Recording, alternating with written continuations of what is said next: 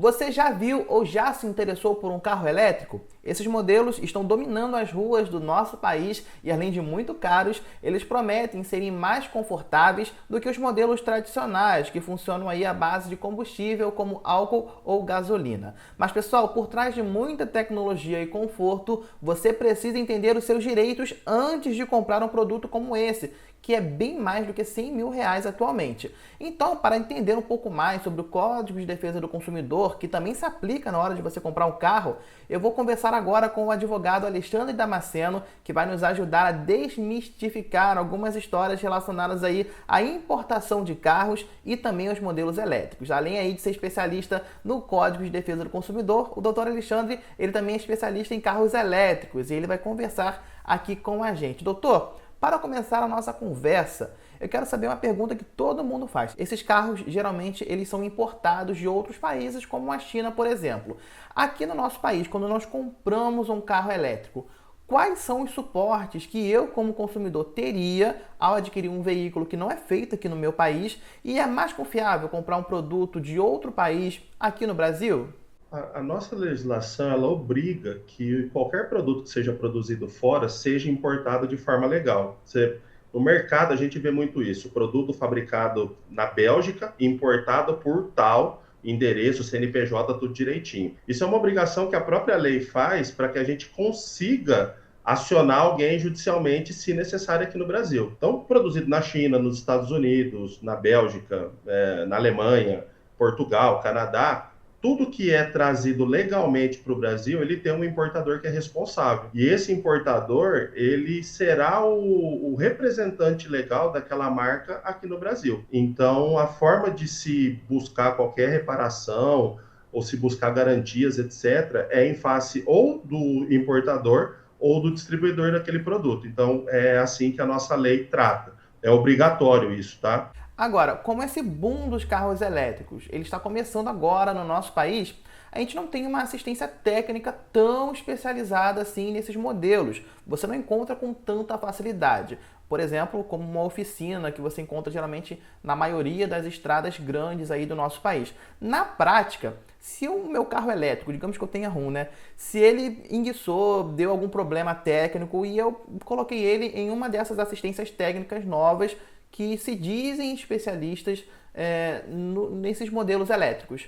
E eu coloco lá, beleza, mexeram no carro, voltou a funcionar, ou então não conseguiram voltar a funcionar. Na prática, se eu mexer no carro, no caso aí o mecânico mexer no meu carro, eu perco a garantia desse veículo ou a própria empresa que forneceu o produto para mim, como por exemplo nós temos aí a BYD no nosso país agora, ou ela é obrigada a me fornecer algum suporte relacionado aí a essas questões de falta de assistências técnicas. O distribuidor ou importador, e agora algumas produtoras estão trazendo fábricas para o Brasil, eles têm a obrigação de fornecer uma rede de assistência técnica autorizada. Se você não tem uma rede de assistência técnica, você vai ter que buscar uma autorização judicial para não perder a garantia.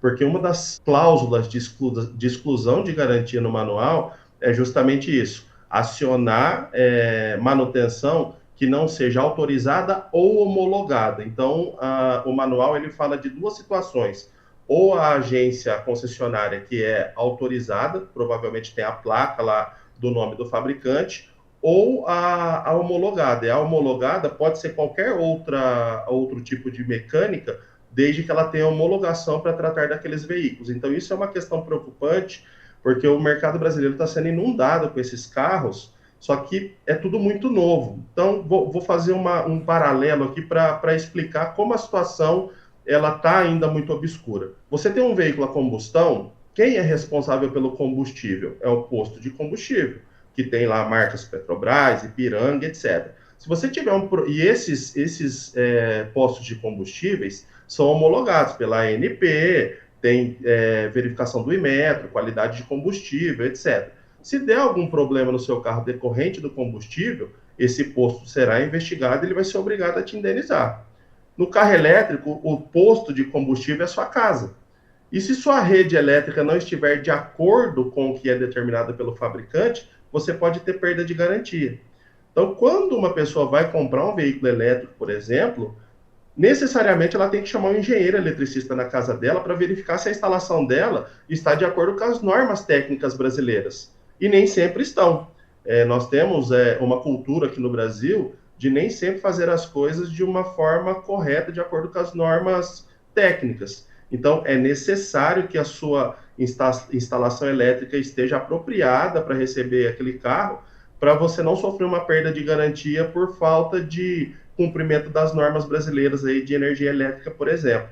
Então, tem uma série de questões que elas ainda não chegaram no judiciário e a gente não sabe como é que o judiciário vai julgar. E isso vai dar muita discussão, porque, por um lado, você tem um consumidor que é hipossuficiente, e, por outro lado, você tem o importador ou fabricante que coloca cláusulas de excludente de garantia por conta dessas nuances, né? Então, o consumidor ele precisa olhar para esse problema antes de adquirir um veículo para não ter uma discussão sobre garantia aí por conta de descumprimento de uma norma técnica sobre aterramento, por exemplo. Agora, doutor, veio uma dúvida aqui na minha cabeça. Aqui no Rio de Janeiro, onde eu moro, quando, por exemplo, falta luz, tem aí alguma instabilidade elétrica e um equipamento da sua casa queima, a concessionária de energia, ela pode ser processada e ter que ressarcir aí aquele produto que você perdeu. E aí, por exemplo, no caso de um carro elétrico, eu coloquei lá para carregar na tomada da minha casa. Digamos que aconteceu alguma coisa com a energia elétrica que afetou negativamente o meu carro.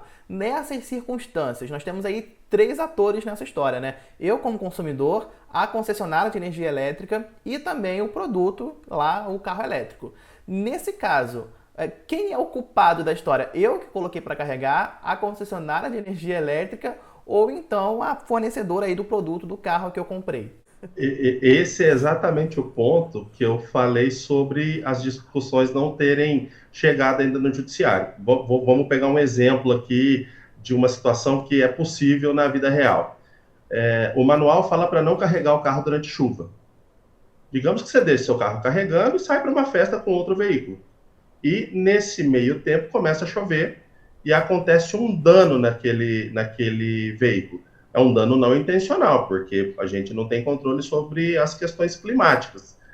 Haverá uma discussão entre o fornecedor do veículo, né, a concessionária ou o importador, a concessionária de energia elétrica, porque a segurança da rede é dela, ela deve fornecer uma rede segura para os seus equipamentos, e haverá uma discussão também da eventual culpa do próprio consumidor, porque ele estava carregando o veículo numa situação que é recomendada que não se faça pelo próprio manual. Então, há uma série de pontas soltas que haverá uma discussão longa. Eu entendo que, nesse caso, a discussão sobre responsabilidade ficará entre o importador do carro e a concessionária de energia elétrica, porque o consumidor, nesse caso, tem boa fé, ele não agiu com displicência, porque ele deixou o veículo carregando antes de começar a chuva. Nós temos a questão da garantia do próprio Código de Defesa do Consumidor, que garante a hipossuficiência do consumidor ante essas situações, mas são problemas que o judiciário vai ter um ninho de problemas aí que deve ser desfeito, né? Um bolo de linha aí que deve ser desfeito. Agora, doutor, quando nós compramos um produto, principalmente de uma empresa que não está aqui no nosso país, é uma empresa nova que chegou, a gente sempre fica com uma pulga atrás da orelha para tentar entender se vale a pena mesmo a gente comprar aquele produto, por mais legal que ele seja. No caso aí de um carro elétrico, por exemplo, que você compra querendo ficar muitos anos com esse produto e você também espera ter um suporte aí ao longo dos anos. Digamos que eu comprei um carro elétrico agora e aí eu estou 10 anos com o meu carro elétrico. No meio desse período, a concessionária, a fabricante, enfim, ela parou de vender o produto aqui no meu país, ela saiu do Brasil. Nesse caso, quando aí a empresa não está mais no Brasil, quando a empresa não fornece mais uma assistência ou, por exemplo, não tem mais uma fábrica aqui no nosso país, nessas circunstâncias, o que a lei garante para mim como suporte nesses casos? Eu vou ficar na mão ou a lei me assegura de algum direito relacionado a esses produtos de uma empresa que eu comprei que saiu do Brasil? Então, nesse caso, a gente sai um pouco do Código do Consumidor e vai para o direito empresarial.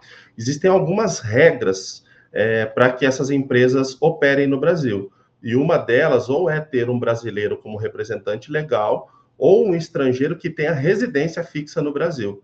Então, sempre haverá, durante o período, e a lei ela diz das garantias e das peças de reposição, voltando para o Código de Consumidor, que haverá a oferta desses produtos ou serviços durante a importação ou fabricação desse veículo, e depois de cessada a importação ou fabricação desse veículo, por um período de prazo razoável para que tenha essa oferta. O que é esse período razoável? O que é esse prazo razoável? É a vida útil do produto.